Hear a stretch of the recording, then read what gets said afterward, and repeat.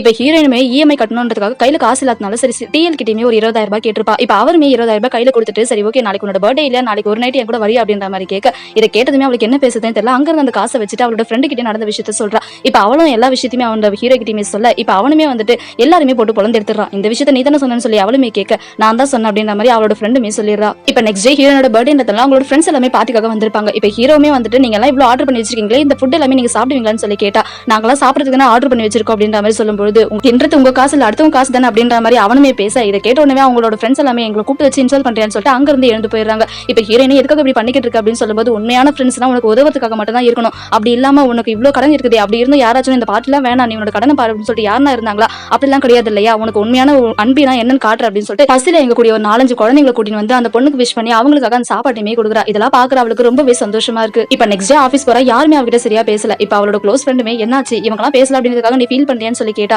வருத்தம் இருக்கும் இல்லையா அப்படின்னு சொல்லும்போது உனக்கே இவ்வளவு வருத்தம் இருக்கே அப்ப அவனோட ஃபேமிலி அவனை வேணாம்னு சொல்லி தூக்கி போட்டு போனாங்களே அப்ப அவனுக்கு எவ்வளவு வருத்தம் இருக்கும். நீ அவன் நிலைமையில இருந்து கொஞ்சம் யோசிச்சு பார்த்திருக்கியா அவன் கூட எல்லா இடமும் சுத்தி இருக்க அவனுக்கு பிடிச்ச பொருள்னு என்ன உனக்கு தெரியும் அவனுக்கு நீ என்ன வாங்கி கொடுத்திருக்க அப்படின்னு சொல்லும்போது இப்ப இவளுமே அதை பத்தி யோசிக்கிறான். நான் தான் பெரிய தப்பு பண்ணிட்டேன் அவனோட விஷயத்துல நான் எல்லாத்துலயுமே முட்டாள்தனமா இருந்துட்டேனே அப்படின்ற மாதிரி ரொம்பவே ஃபீல் பண்றா.